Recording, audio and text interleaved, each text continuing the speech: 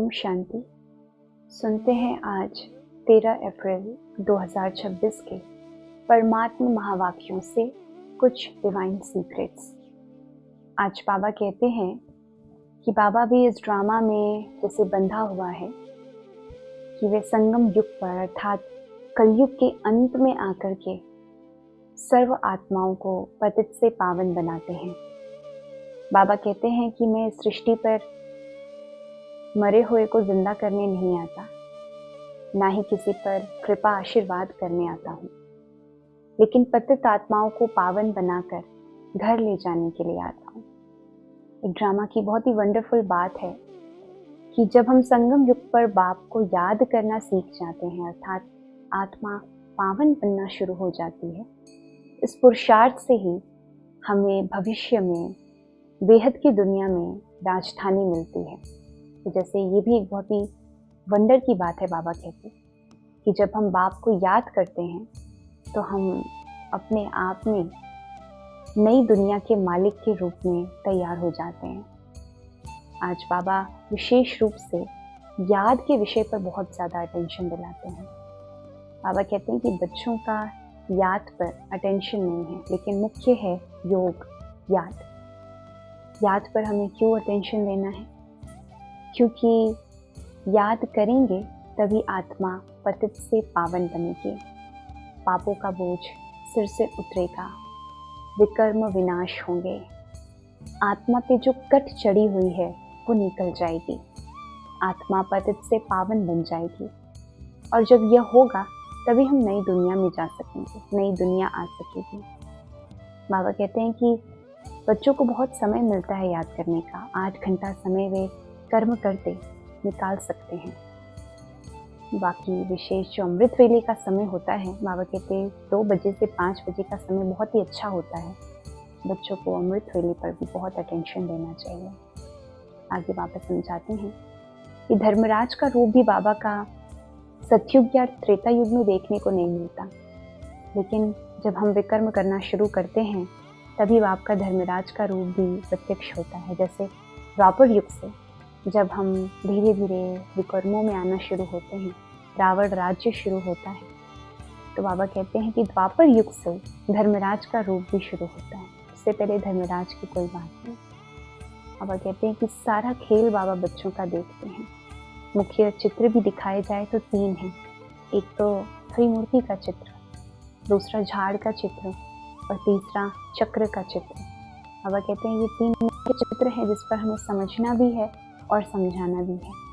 मनुष्य तो कल्प की आयु भी गलत बता देते हैं, हम तो जानते हैं, लेकिन फिर भी ज्ञान को बुद्धि को रख करके भी बाबा कहते हैं बच्चे कुछ ना कुछ मिस्टेक्स कर देते हैं, गलतियाँ कर देते हैं, तो हमें बहुत अटेंशन देना है।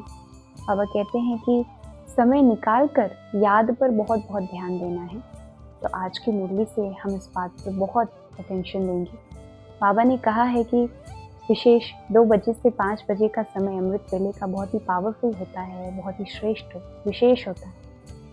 तो कम से कम हम इन 2 से 5 बजे के समय के बीच में तो अवश्य ही अपना समय निकाल कर बाबा को ज़रूर याद करें।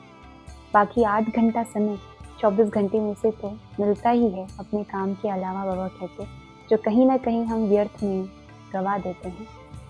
तो बैठकर बाबा को याद करना है या चलते फिरते याद करना है, वो हम पर निर्भर करता है, लेकिन बाबा को याद ज़रूर करना है। बहुत आवश्यक है बाबा को याद करना, क्योंकि समय बहुत कम है और प्राप्ति बहुत ऊंची प्राप्त करनी है। तो आज की मुरली से हम इन बातों को अपनी बुद्धि में रखेंगे और चलिए एक छोटा सा अभ्यास करते हैं। महसूस करिए अपने आप को, मैं आत्मा सितारा मस्तक के मध्य में चमकता हुआ इस शरीर से बिल्कुल न्यारा हूँ। यह शरीर सुनहरे प्रकाश का है और मैं आत्मा इसमें चमकता हुआ प्रकाश हूँ। देखिए अपने अनादि स्वरूप को। मैं आत्मा परम धाम में परम पिता के एकदम सम्मुख। 1 सेकंड में देखिए अपने सतयुग के आदि स्वरूप को सोने की दुनिया में सोने के महल के सम्मुख अपने दैवी स्वरूप को देखें। एक सेकंड में अपने पूज्य स्वरूप को इमर्ज करें। द्वापर युग में भक्तों की लंबी कतारें और मैं आत्मा अपने पूज्य स्वरूप में सब भक्तों की दुख हरने वाली, सुख देने वाली। आ जाइए अपने ब्राह्मण स्वरूप में, गॉडली स्टूडेंट के रूप में, परमात्मा पालना का अनुभव करने वाली, प्यारे बाबा की छत्र छाया में सेफ रहने वाली मैं ब्राह्मण आत्मा पुरुषार्थ करते हुए, उन्नति करते हुए अब मैं आत्मा अपने संपूर्ण फरिश्ता स्वरूप में दिखाई देती हूँ। लाइट का स्वरूप और मैं आत्मा लाइट। डबल सेफ्टी का ऑरा है, सफेद प्रकाश का, और मैं आत्मा। ये अभ्यास हम बीच बीच में आज अवश्य करेंगे, जो हमारे भविष्य रूप को भी इमर्ज करवाए और वर्तमान स्वरूप को इमर्ज करके भी हम सदा नशे में रहें।